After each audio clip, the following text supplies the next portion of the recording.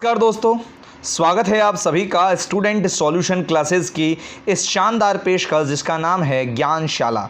ज्ञानशाला में आज हमारी इकोनॉमिक्स की पहली क्लास है। आज की क्लास में हम ज़्यादा कुछ नहीं करेंगे। आज की क्लास में हम लेंगे इंट्रोडक्शन इसका कि हमें इकोनॉमिक्स में पढ़ना क्या क्या है, क्लास 12th का इकोनॉमिक्स का सिलेबस क्या क्या है, उसके बारे में हम इंट्रोडक्शन थोड़ा सा लेने वाले हैं। तो आइए शुरू करते हैं। सबसे पहले बात करते हैं कि व्हाट इज़ द इकोनॉमिक्स, अर्थशास्त्र होता क्या है। Economics is associated with the study of economic aspect of the behavior of economic of the people और country। अर्थशास्त्र व्यक्ति या देश की अर्थव्यवस्था के व्यवहार के आर्थिक पक्ष के अध्ययन से संबंधित है। अब भैया सर इतनी खतरनाक परिभाषाएं मत समझो, हमें समझ में नहीं आती है, तो इजी लैंग्वेज में समझो इसको कि हम इकोनॉमिक्स में किसकी बात करते हैं। इकोनॉमिक्स का नाम सुनते ही हमारे दिलो दिमाग में एक ही चीज़ आ जाती है, वो है पैसा, है ना। यानी कि जहां पर हम व्यक्ति और उससे जुड़े हुए पैसे के पूरे संबंध के बारे में अध्ययन करते हैं, एक व्यक्ति और व्यक्ति से जुड़े हुए पूरे सिस्टम के बारे में, पैसे का घूर्णन, पैसे के घूमने का हम अध्ययन करते हैं, उसे हम क्या कह देते हैं, इकोनॉमिक्स कहते हैं। अर्थशास्त्र व्यक्ति या देश की अर्थव्यवस्था के व्यवहार और उसके आर्थिक पक्ष का, कि उसका इकोनॉमिक एस्पेक्ट कैसा है, उसके ऊपर जब स्टडी करते हैं उसे हम इकोनॉमिक्स कहते हैं। बहुत ही सिंपल सी लैंग्वेज। यहाँ पर बात करें तो अर्थशास्त्र की दो प्रमुख शाखाएं हैं, एक का नाम है माइक्रो और दूसरे का नाम है मैक्रो, यानी कि व्यष्टि अर्थशास्त्र और समष्टि अर्थशास्त्र।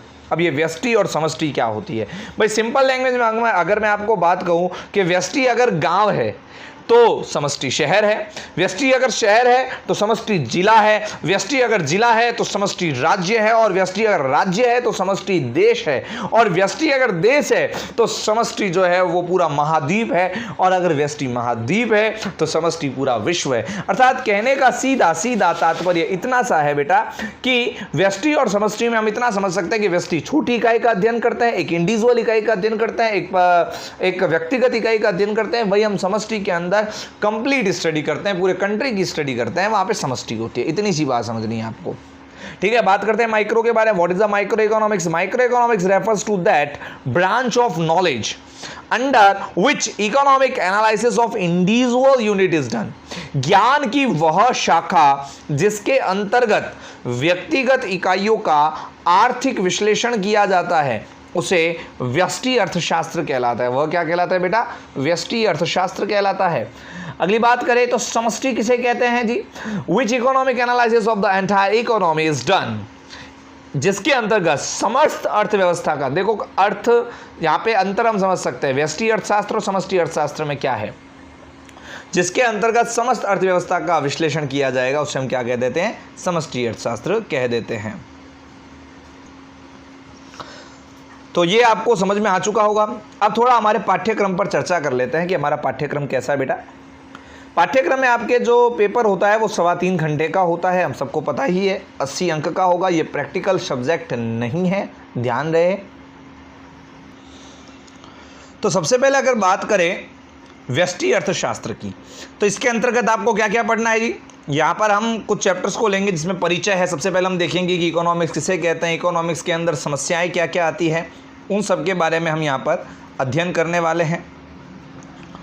फिर हम देखेंगे कि उपभोक्ता का व्यवहार, इस यूनिट के अंदर हम जो है मांग की अवधारणा, मांग की कीमत लोच, इन सब के बारे में अध्ययन करेंगे।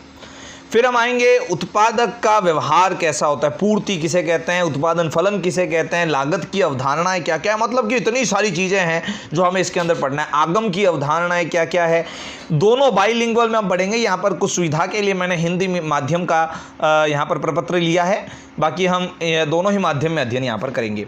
उत्पादक का संतुलन, इन सब के विषय में अध्ययन करते हुए हम द्वितीय खंड में आएंगे समष्टि अर्थशास्त्र में।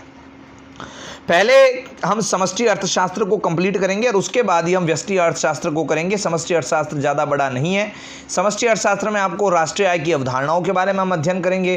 फिर बेटा हम बात करेंगे मुद्रा किसे कहते हैं, बैंक क्या होते हैं, बैंक के काम क्या होते हैं, सेंट्रल बैंक क्या होते हैं, रिजर्व बैंक के हम समझेंगे यहाँ पर क्या कहलाता है रिजर्व बैंक। फिर हम बात करेंगे उपभोग क्या होता है, उपभोग का फलन क्या है, बचत क्या है, निवेश क्या है, यानी कि कंजप्शन, सेविंग्स और इन्वेस्टमेंट। इन तीनों धारणाओं को हम यहाँ पर समझेंगे। फिर हम देखेंगे कि आय और उत्पादन का निर्धारण किस प्रकार किया जाता है, ज़्यादा मांग या न्यून मांग किसे कहा जाता है, उसे भी हम इसमें समझेंगे। फिर हम जाएंगे बजट किसे कहते हैं।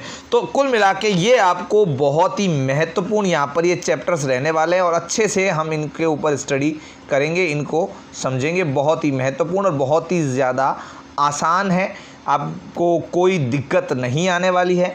कल की जो क्लास होगी आपकी, वहाँ पर हम स्टडी करेंगे राष्ट्रीय आय की अवधारणाओं के ऊपर, ठीक है ना। राष्ट्रीय आय की अवधारणाओं के ऊपर हम स्टडी करेंगे, स्टॉक, प्रवाह, इन सभी चीज़ों को समझेंगे। तो थैंक यू फॉर वॉचिंग, देखते रहिए, सीखते रहिए। इंट्रोडक्टरी क्लास है तो ज़्यादा समय हमें यहाँ पर वेस्ट नहीं करूँगा। कल की क्लास जो होगी हमारी वो बहुत ही महत्वपूर्ण होने वाली है, तो आप सभी जो है आएंगे और इस क्लास का आनंद उठाएंगे पूरा। और अधिक से अधिक जानकारी के लिए आप डिस्क्रिप्शन में जा सकते हैं, वहाँ पे फॉर्म दे रखा है, वो फॉर्म फिल कीजिए और जुड़ जाइए ज्ञानशाला से। Thank you very much.